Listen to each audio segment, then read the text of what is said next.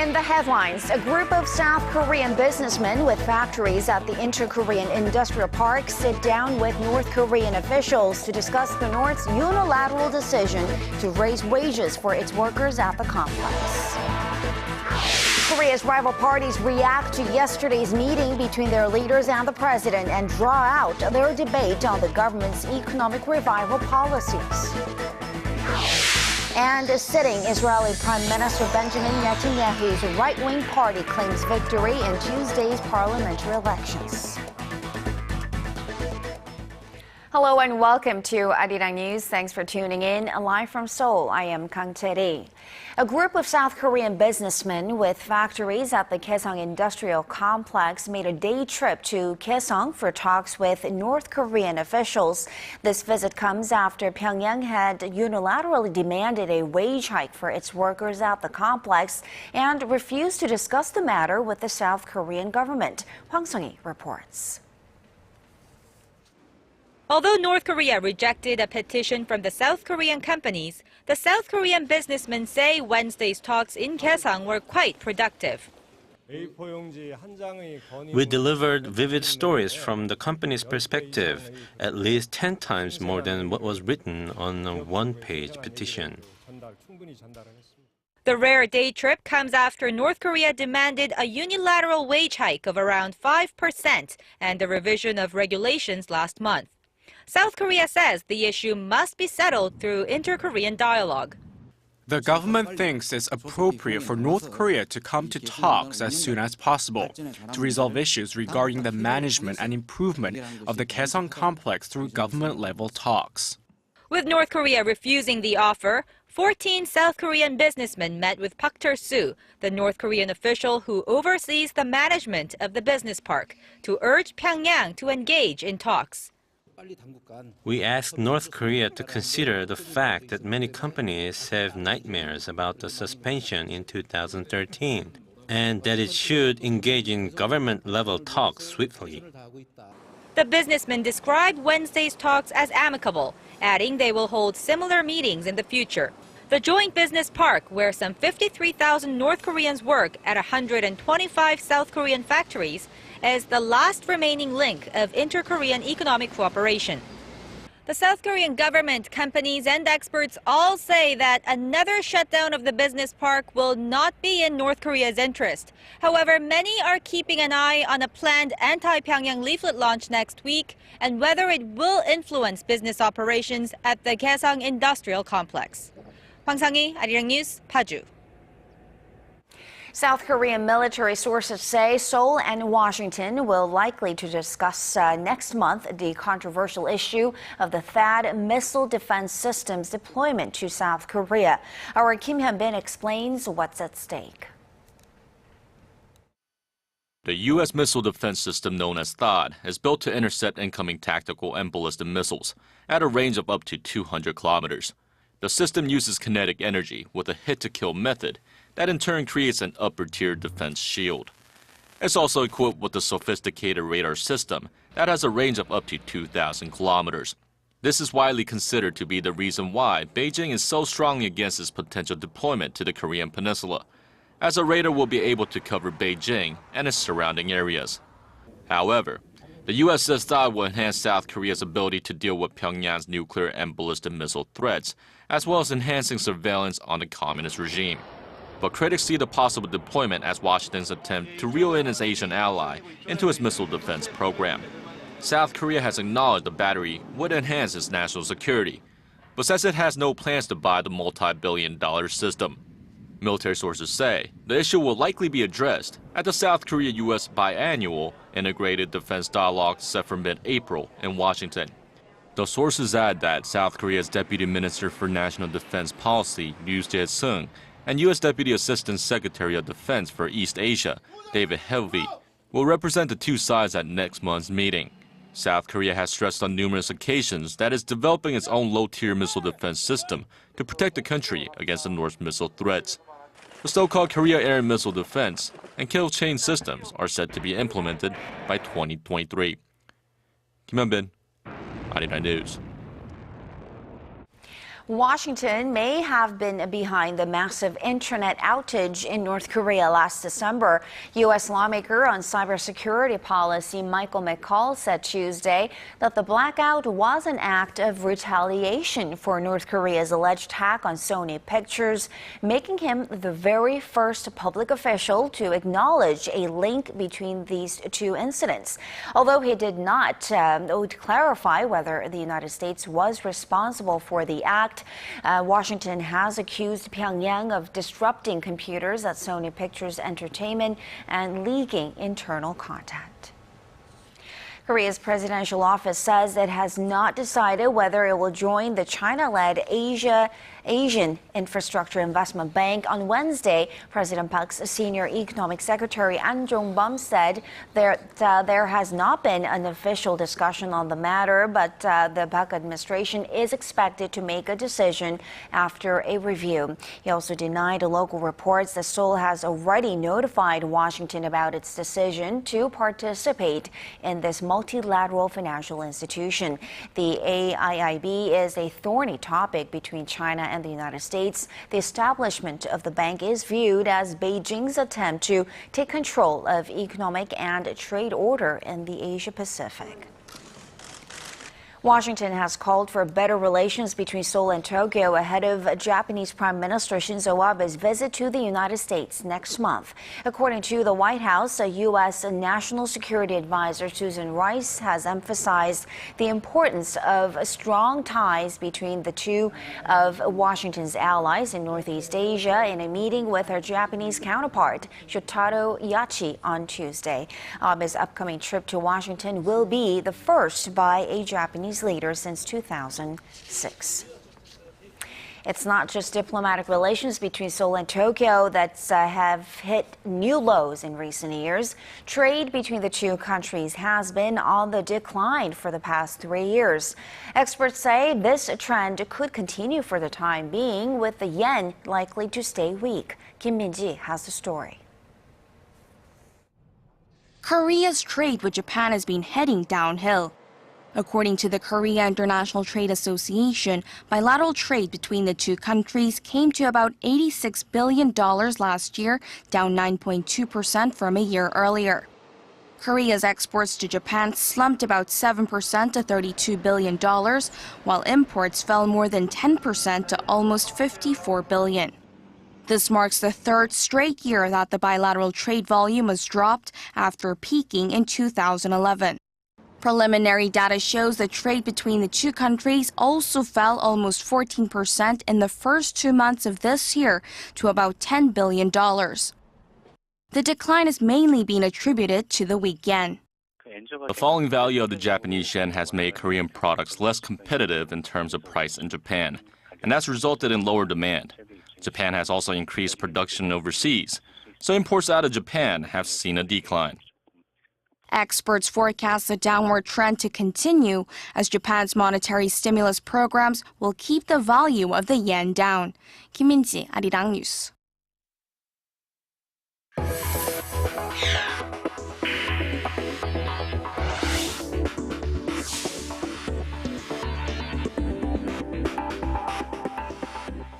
The leaders of Korea's rival political camps came away with very different views about their meeting with President Park Geun-hye on Tuesday, particularly on the subject of reviving the Korean economy. The ruling Saenuri Party and the presidential office were on the defensive, while main opposition leader Moon Jae-in criticizes the president for a failure to improve the economy. Our Park Ji-won tells us more.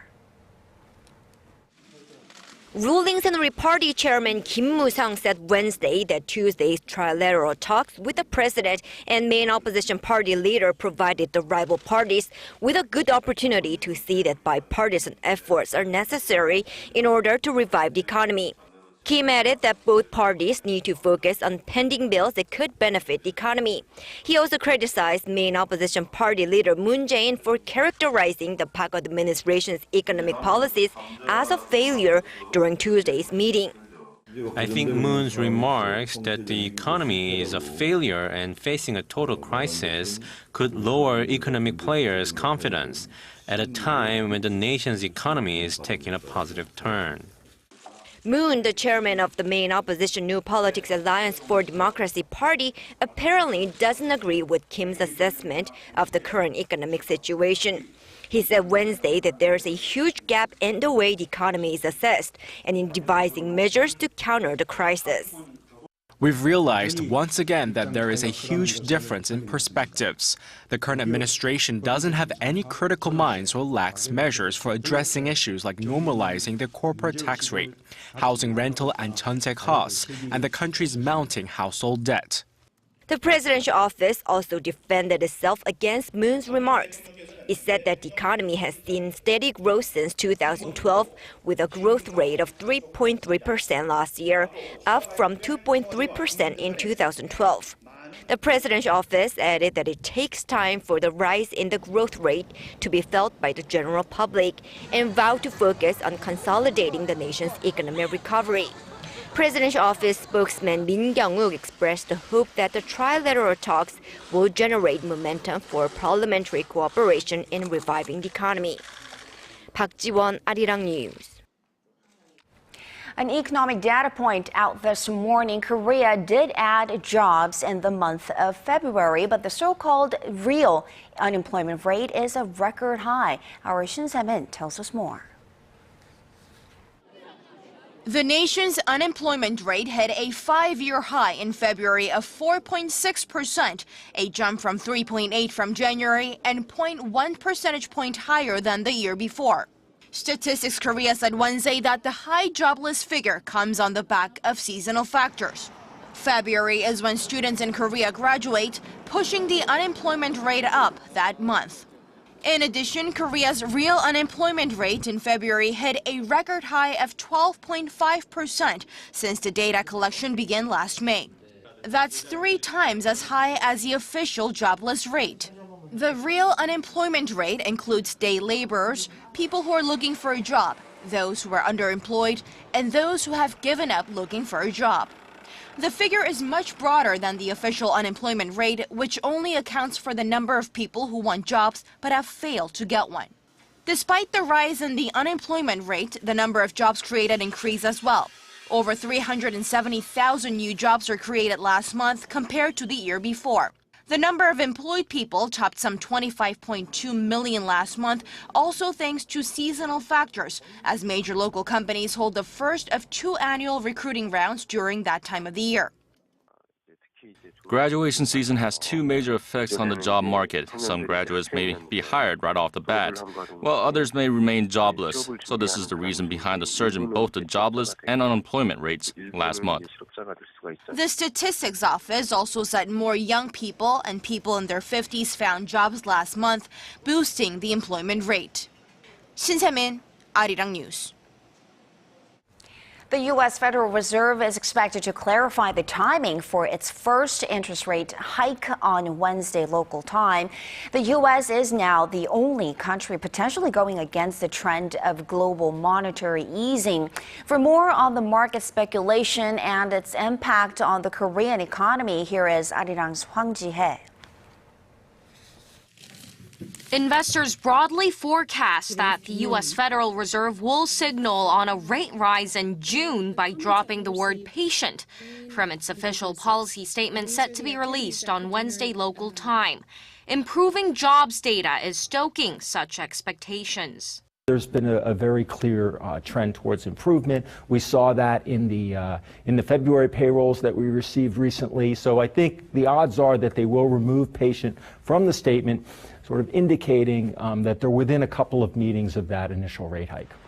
But the surging U.S. dollar that came on the back of such forecasts and the European Central Bank printing more euros is clouding the timing of a rate rise. The soaring greenback erodes the price competitiveness of U.S. exporters in the global market and could hurt the pace of recovery. The Fed's next move also comes in an environment of sluggish global demand and slowing growth, where more than 20 central banks across the globe have eased policy this year to revive ailing economies. And Korea is no exception. The Fed's decision on its key rate has largely affected Korea's key rate. But now Korea's interest rate is more affected by monetary policies in regions other than the U.S. There are concerns, though, of a massive capital outflow from Korea in the face of the Fed's possible rate hike and a record low key rate. The good news is that Korea is now less vulnerable to such risks. Korea continues to post a current account surplus, and this leads to increasing foreign exchange reserves. That will help Korea absorb shocks coming from capital outflows. The Bank of Korea governor, however, has cautioned against too much optimism, saying the central bank will closely monitor risks related to capital outflows. Hwang Ji-ae, ARIRANG News. An endoscopy is a common procedure during a health checkup in Korea, but it can only detect certain conditions, and cancer is not one of them. But now there is new hope as local researchers have developed a groundbreaking optical technology that can spot abnormalities related to cancer at an early stage of development. Son Jung-in has more. A patient who has been complaining of discomfort in his stomach is undergoing a gastroscopy when doctors spot a scar on the stomach wall. With an endoscopic examination like this, doctors can detect imperfections such as lumps or scratches. But they cannot spot cancer cells because of the way light scatters, blocking their view. However, a team of local researchers whose work was published in the journal Nature Photonics earlier this month has developed a high-resolution optical microscope that can detect abnormalities related to cancer at the cellular level. The device assigns different values to light waves as they're emitted from various angles and collects the information. We've developed a microscope that can obtain information from light as it goes in and out of the tissue. The optical device enables doctors to see 1 millimeter into the skin with a resolution 10 times clearer than existing microscopes, helping them to detect cancer at an earlier stage of development than what is currently possible. This new technology will overcome the shortcomings of the existing endoscopy. It could give us a way to detect cancer earlier by observing changes in human deep tissue at the nucleus level. The researchers expect their new optical microscope to be put into practice within 5 years after being fully developed for the early detection of cancer. Son Jung-in, ARIRANG News.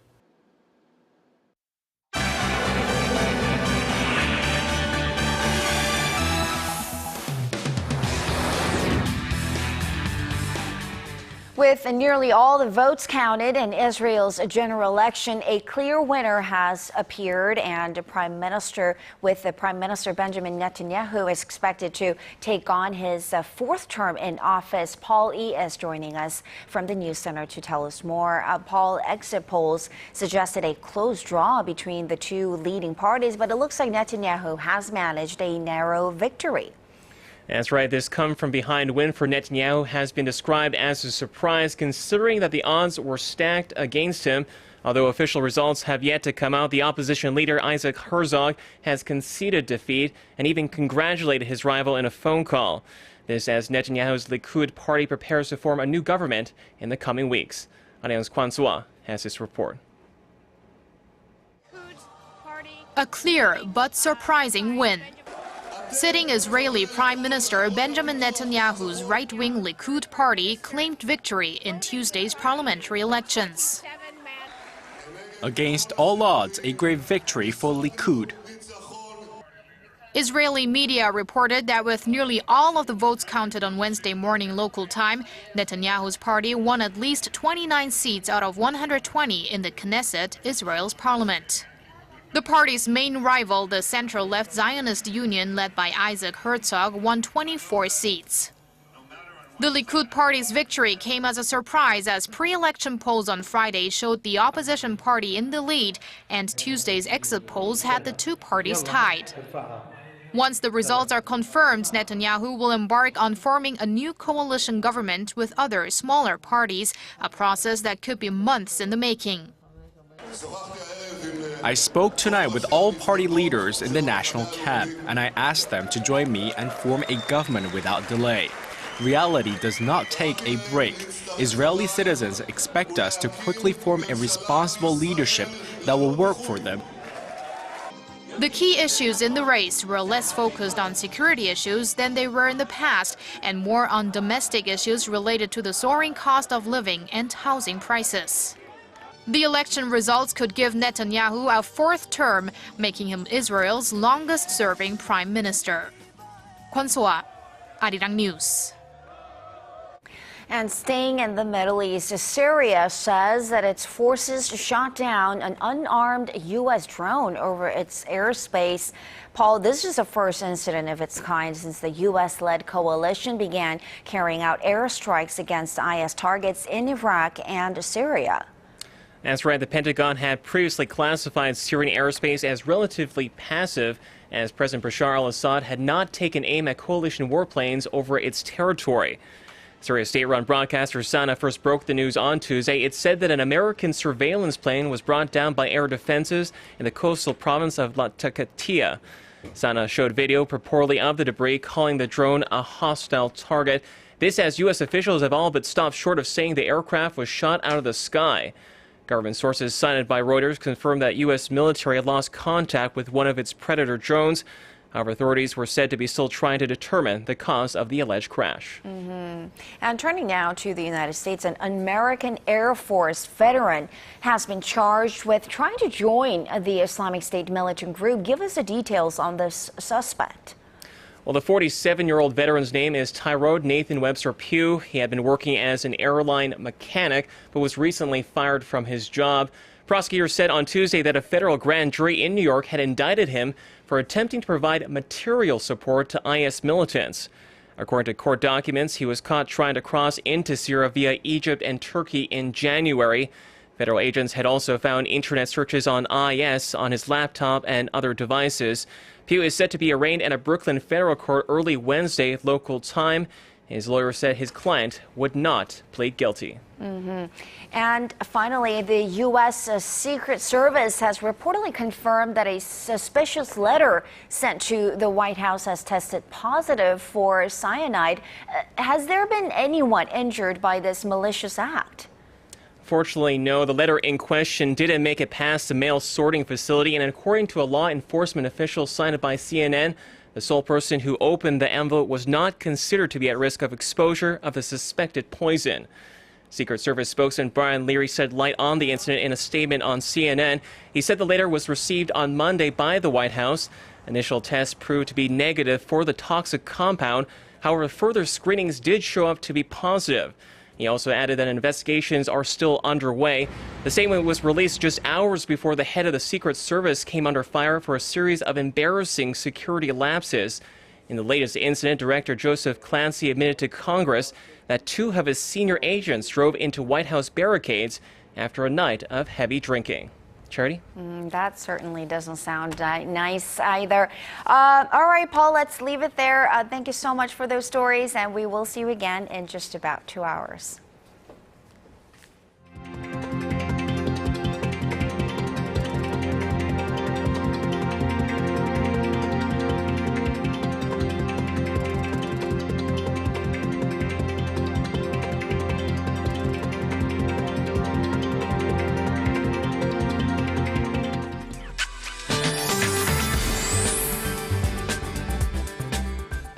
Hello and welcome. I'm Kim Bo-kyung with your weather forecast. Well, light rain is falling here in Seoul, and with less than 5 millimeters expected through later tonight. And unlike those of us here in Seoul, heavy rainfall of about 10 millimeters per hour is drenching areas down south. And it looks like the rainfall will gradually clear up by tomorrow morning. And Seoul should start off the morning at 8 degrees, but daytime highs will climb up to 20 here in Seoul and 19 over in Daegu. Looking ahead, numbers will continue to stay on the warm side, so it looks like spring has finally arrived. Time for us to put away our winter clothes. On to tomorrow's readings. Seoul hits a high of 20, Daegu and Gwangju 19, Busan hits 17. Meanwhile, Jeju reaches up to 16, Dokdo 12, Mount Kumgang 10. Those are the updates I have for you now. I'll be back with more in just about 2 hours. And that will do it for this edition of ARIRANG News. Thanks for watching.